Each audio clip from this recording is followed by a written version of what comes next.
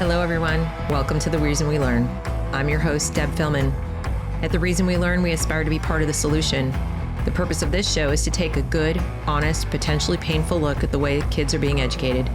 We know we can do better, and this is where we'll talk about how. Let's learn something.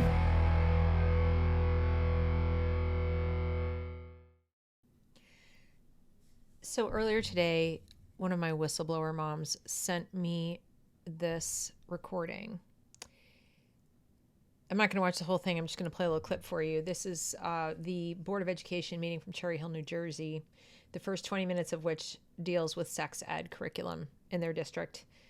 I want you to look at and listen to the way they change wording, and note that's what you need to be looking for. You need to be looking at how words are used and changed and manipulated, and how easy it would be to just kind of let things go.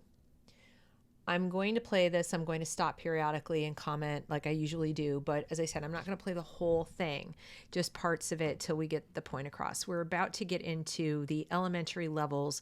This is communication regarding elementary family life and secondary health curriculum. This is what they're calling what ultimately is sex ed. Family life and secondary health. Just think about those words. Family life and secondary health. Listen to see where you fit into this conversation. Inadvertently talk about relationships as we are talking about pregnancy and parenting, which could create issues. Families can opt out for a number of reasons. Typically, we have heard, there's one type of family that we recognize. So we want to make sure that we are not subjecting students to content that parents may not want their child to hear. At the high school level, you may opt out of specific units. Dr. Morton will address that. For the next one, this core idea for by the end of second grade, this will be added. And again, the performance expectation is listed there. Discuss the range of ways people express their gender and how gender role stereotypes may limit behavior. This will be added to second grade family life curriculum under the sexuality strand. And the information that's listed there under number 2 is the central idea that has been added or expanded, I should say. Okay. So what have we heard so far? That families can opt out because there are certain kinds of families, I assume family structures, and parents don't want their kids to be exposed to other kinds of families. I find that fascinating because how do you then go on to talk about this in the second grade when you've just allowed that some parents don't want their kids to be exposed to ideas about different kinds of families? Because this doesn't have to do with family. So are they allowed to opt out of this? Let's see what it says. People of different genders may differ in the activities they like, react in different ways to different social situations, and have different physical anatomy. So that they do. They do. People are different. It's kind of like water is what water may flow downhill when it's not frozen. I mean, these are characteristics of people, not just people of different genders, but every individual has unique skills and qualities which can include how they may dress, their mannerisms, things they like and do. Students will understand the idea of stereotype related to gender. No, they won't. They're in second grade. They will not. They will not. They're just not going to understand it. They will probably memorize what you tell them about it because they're 7. They're in second grade, 7 and 8 maximum. Okay. They're not going to understand the idea of stereotyping related to gender. They are not capable of that. That is abstract thinking. Not going to happen. Not at this level. The most, as I said, that they can do is memorize. So just as in the past, and we may have said this was a problem, teaching a 7 or 8-year-old, like, women belong in the kitchen and having babies and men belong at work. And, that would be teaching them some gender stereotypes. And would the kids have understood that as a stereotype? Even if you said to them, These are stereotypes, and a stereotype is what we like usually think about something, or what we would say has to be the case, or however they would define it. The kid's just at most going to memorize it and then spit that back out like a talking point. They are not going to understand gender stereotyping. And the irony, of course, is what they're going to say about trans and trans-identified people after just saying they had the kids understand gender stereotyping. Because people who understand gender stereotyping will also likewise understand that is what they're doing when they declare that a gender non-conforming person, in other words, person not conforming to gender stereotypes, they're going to say that has a connection to sexuality. No, it does not. Factually, scientifically, physiologically, emotionally, psychologically, it does not. And yet that is, as we know from Colin Wright last week, what all of the different associations are teaching now. Psychological Association and pediatrics and school library and everything. They're all repeating the refrain that anyone who doesn't conform to gender stereotypes is basically trans. So are the students really going to understand what any of this means? No, again, because they're too young to do it. And if they learn this when they're in second grade, what are they really going to understand by the time they're in high school? But let's continue. To what is currently in the family life curriculum. That's a change, in other words. The next one, again, related to discussing the range of ways people express their gender and how gender role stereotypes may limit behavior. We have also added in the language discuss. I want you to stop there and how she blew by how gender stereotypes may limit behavior. No, a gender stereotype never limited anyone's behavior on its own. People may conform their behavior to gender stereotypes, kind of like how they'll conform their behavior to expectations that they not conform their behavior to gender stereotypes. That's what a lot of kids do. It's why they rebel. What's the stereotype? I'm going to do the opposite. It's kind of a natural human thing to do. That's why you have kids who are goth and punk and all different kinds of things that seem to be counterculture.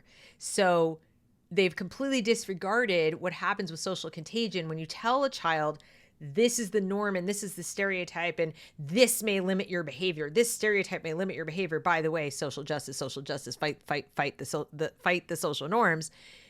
What do you think is going to happen? They may limit behavior. No, they don't limit behavior. There's no law in the United States that because it's stereotypical for women to have long hair or wear skirts that you now have to wear skirts or wear long hair. They won't limit anybody's behavior. Nobody's going to limit your behavior. You may limit your own. That's it. This is still America, and we still pretty much could do whatever the hell we want. Okay? I mean, within reason as far as our own behavior relative to our expression of our gender. It's been quite a number of decades already that women have been allowed to wear pants and cut their hair short. If you find this content informative and useful, I hope you'll consider supporting my work. There are numerous ways you can do it right here on YouTube, also Patreon, Subscribestar, Locals, Substack, and Minds. It really helps. Creators like me do not have backers, and as you can imagine, we ruffle the feathers of a lot of people who might otherwise be our employers. So while this is a labor of love, and I do want to help as many people as I possibly can, it definitely helps to get your support. It helps me grow the channel if nothing else. So please at least like, share, comment, and subscribe to this channel, and I will keep bringing you content that helps you help your kids. Thanks for watching. Let's get back to the video. How boys and girls are different. Are there expectations or limitations for people of different genders and families, careers, sports and activities, clothes? Are there expectations or limitations for people of different genders and families, careers, sports and activities, clothing and colors? These are little kids. Anything the teacher tells them about what those expectations or limitations are or may be is not going to be from their own experience. It's going to be what the teachers are telling them is so. This is kind of like when they step in the classroom and go, people don't like black people. The police don't like black people. They're going to be telling the kids, everyone expects little girls to wear pink. No, they don't. That doesn't fit real world. So if the child has had a fairly cosmopolitan upbringing up until the age of 7 or so, and they've been taken lots of places and traveled and gone places, they might be like, that doesn't mesh with, even my own mom doesn't wear dresses in pink a lot. I don't understand. Or if they haven't, they're sitting ducks for whatever this false belief is. Either they're going to have cognitive dissonance, like that doesn't conform with the reality that I've lived in my tiny little life, or, okay, wow, what a terrible world that they would make girls wear pink. Okay. So, this, are there expectations, limitations? No. Moving on. And colors. The books that are listed there, one of them is already actually the top two are already board approved. We will continue to use those. So board approved by the end of second grade, they can read Who Has What, all about girls' bodies and boys' bodies. Is this what you want your second grader talking about with total strangers and other little kids in the class about their little body parts? Did you do this in second grade? No, you didn't. I didn't. None of us did. We didn't sit in second grade and talk about boys have a penis. You remember the famous scene in Kindergarten Cop where the little boy stands up and he goes, boys have a penis and girls have a vagina, or whatever it was, or girls have a vagina. And what does the teacher say? What does he say, John Kimball? And he was correct. He said something like, thank you very much, sit down, or whatever. He just cuts him off and sits down. He didn't say, yes, let's have a deep, lengthy conversation about that. By the way, here's a book with pictures. So in case you haven't ever seen them up close, here you go. It's just not appropriate to be done in this public setting with a total stranger and a bunch of other kids sitting around, especially not when they're all allowed to go in whatever bathroom they want. Bottom two are additional resources. Leo, the late bloomer, is about a lion who is doing everything in his own time. He's the last to swim, the last to walk, the last to roll. And the message throughout the story is that, everything will come in its own time. Again, like puberty, like your comfort in your own body. Like I, didn't want to really feel like a girl when I was a kid because I didn't like girls that much. I preferred to hang out with boys. I played soccer and they only had a boys team. So of course I wanted to be like the boys because that's the sport I wanted to play.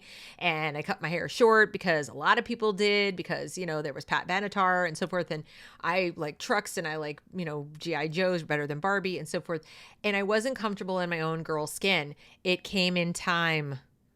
I was a late bloomer as far as being comfortable in my own body, but that's not part of it. We're late bloomers in all these different ways, except for that one. But, certainly there, we can talk about a lion being a late bloomer and he learns in his own time and he gets good at things in his own time. But maybe one of those things is comfort in his own skin. We used to know this. We know it about anorexics. We don't say, oh yeah, well now you identify as an anorexic, so let's just, sign you up for liposuction. We don't do that.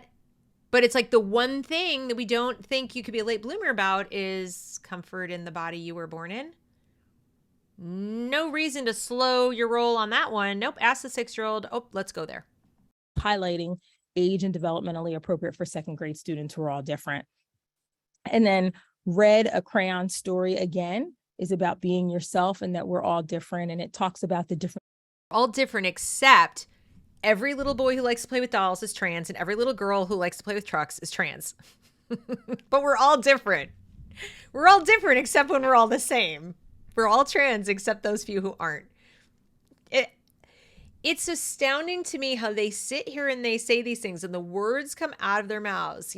Kids are all different. They learn at their own pace and we accept differences and we accept differences and we accept differences. But no, you don't. No, you don't.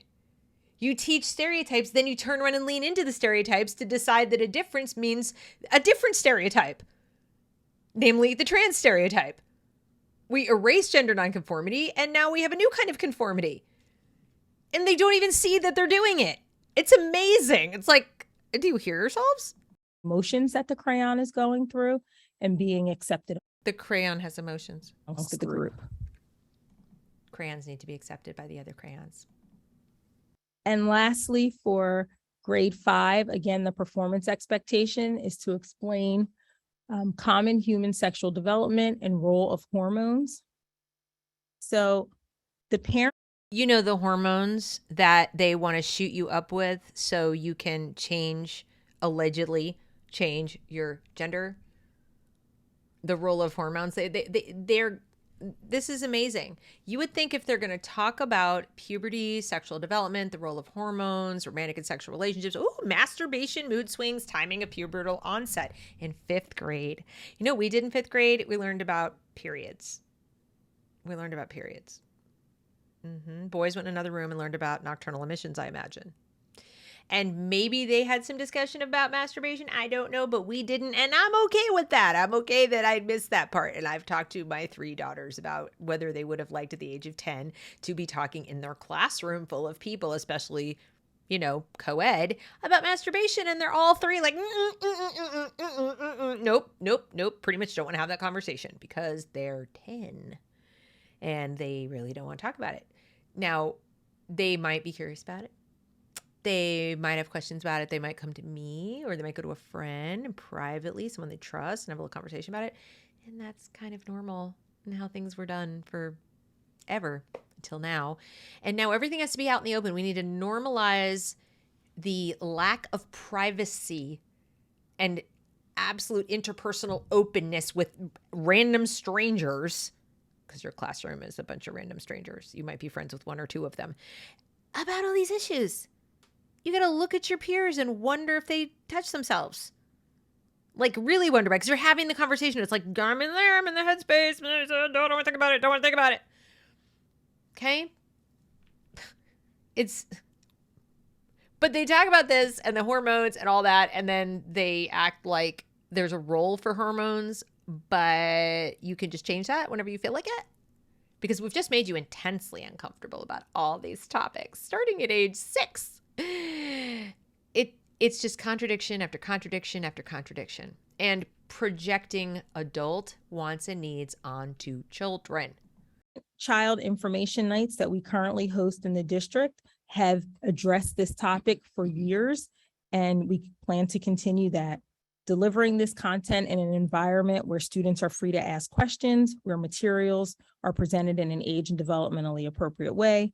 No, because there really isn't an age and a developmentally appropriate way to publicly discuss masturbation and sexual feelings when you're 10. So if the core idea is puberty is a time of physical, social, and emotional changes, that's fine. The performance expectation, that means the child shall be able to explain this. They explain common human sexual development and the role of hormones, romantic and sexual feelings, masturbation, mood swings, timing of pubertal onset. A 10-year-old is now going to be able to explain masturbation. Explain it, like for a grade. Why? Why is that necessary? Why is that a performance expectation in a public school? I don't understand this. Why the government needs to be involved in your 10-year-old child learning about this thing. And they're like, we've been doing this for years. That doesn't make it right. You've been doing a lot of things for years you shouldn't be doing. We're going to continue offering this content. Do you understand that a child of 10 who is overly curious and interested in these issues may be at risk, may be interested for a reason because someone at home has been grooming them. Someone in their life has been talking about sex a lot, being sexually inappropriate around them, with them, a relative or a family friend, bringing a lot of people in and out of the house. There could be a lot of reasons they are curious and they want to learn and they want to ask questions. And maybe those need to be evaluated to keep them safe, but you're not going to know because you're busy teaching all the students how normalized and fabulous this is. And that them having all kinds of curiosity at this age, public curiosity is appropriate. And I want to put out there to you that no, it's not. What we will do this year is that the presentations, yes, they'll be consistent across 12 elementary schools and help students understand the changes that will occur with their bodies. Again, there's a way to do that doesn't include masturbation and sexual feelings. But we will have consistency in the presentation. I do remind everyone that the examples listed under the performance expectations, where you see example, romantic and sexual feelings, masturbation, mood swings, timing of pubescent onset, those are just that, examples. I'm going to refer back again to the memo from the Department of Education on April 14th. And it states, the performance expectations are not required concepts that must be taught in class. These are merely examples, and school district curricula does not need to include these specific words or concepts in order to meet the core ideas or performance expectation of these standards. Oh, well, that's good. Why write them down? Here are the performance expectations, but you don't need to meet them. So I take back what I said before about these are performance expectations. Apparently, they don't need to meet them in the district. I guess they're state standards, but the district doesn't need to meet them. They have the choice not to. Okay. This is where you go to your school board and you yell at the people and you say to the superintendent and so forth of the district, I notice these are the performance expectations and I also know it's optional and I better not hear that you're doing it. But why is it there? Anyone else have that question besides me? Anyone think that there might be a teacher in a classroom who's going to lean into that and say, well, it's right there. Those examples are in the performance expectations. I can use whatever examples I feel like it. And if these are just examples, can I also infer that they're not comprehensive and somebody might add topics? If the core idea is puberty is a time of physical, social, and emotional changes, that's a pretty broad core idea.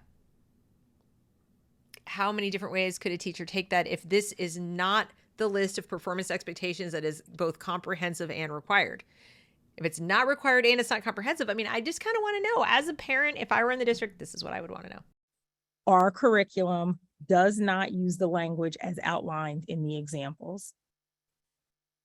The last piece for this part is we were asked at, I believe, the last board meeting, there was a recommendation if we could update the video just around the corner, which seemed to be a little bit older. Content is still good, but sometimes when you're looking at a video on VHS, it looks a little bit different. So we are currently exploring always changing and growing up boys/girls educational videos. Those will be the videos that will be used at the parent information nights. Is it me? Or do all of these school districts spend an inordinate amount of time on sex ed for schools that are not getting the job done of reading, writing, and arithmetic? We live in the era of the internet, and I don't think these kids lack for opportunities to learn about these topics, and that their parents lack for options to help them if the parents don't want to be the ones doing the talking. There are so many options. It could almost overwhelm a parent, but why is the state deciding this is important? What is the impetus for this? I'm just trying to understand. Do we have some kind of like national emergency of people not knowing about their body parts? I find that really hard to believe. The whole first 20 minutes is all about sex ed. All about sex ed. You know what I don't see, and it seems to me ought to be front-loaded at pretty much every meeting of a board of education until they get this job done, is how are we going to get our kids reading? What are we going to shake up and change to make sure they can read well and write well and do math? That's what most people think of as school's first job. And yet it is happening again and again and again. The parents are sending me things going, the last meeting was all about the sex ed thing. And then the other one was about the sex ed thing. And then it was about the bathrooms. And then it was about the transgender kids. And then it was about the gender support program. And then it was more about sex ed. And then it was about phys ed. And then it was about mental health. And then we were back to sex ed. And I don't hear a lot of conversation about, we have a literacy crisis. What the hell? Even in a school district like Cherry Hill, which is supposedly like such a great district, I'm sorry, the kids are still not reading at grade level. They might be reading better than nearby Camden, but not by enough. Not by enough to justify this amount of attention being put on things that really ought to be the parents' job, especially in a district like Cherry Hill. And you'll say, well, you have to have a standard across the state. No, you really don't.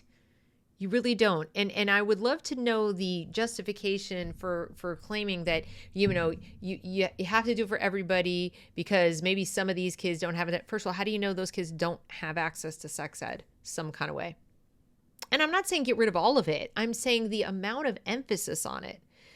They're taking more and more and more mental health, stress, anxiety management, this and that, all these things. The amount the school's doing it's a little much. It's a little scary when you consider that on the other side of some of these things lies medicalization. They're not doctors. They're not mental health hospitals. They're not counseling services. They're not reproductive counseling health services. They're supposed to be schools. So that's basically what I want to show you, that's the problem I have with this. And I think that parents should definitely take a look, go to these meetings, the ones that you can, or watch the ones on YouTube from your district, see what they're emphasizing. And remember, what they emphasize to you and to each other is definitely what they're emphasizing to your child. They're not just talking about this at a meeting and then we're going to like go into school and we're going to spend all our time about literature or whatever. No, this is a focus because it's a focus, because they are borderline obsessed with it. Ask more questions about why they're doing this, and do compare and contrast it to those things like reading and math and history and civics. Not social justice civics, civics, like, how the government actually works. Why so much focus on sex? I'm sure I'm not the only person who's noticed it. Anyway, if you find the content informative, helpful, etc., please subscribe to the channel, like, share, and comment on this video. Share this video, and I will see you next time.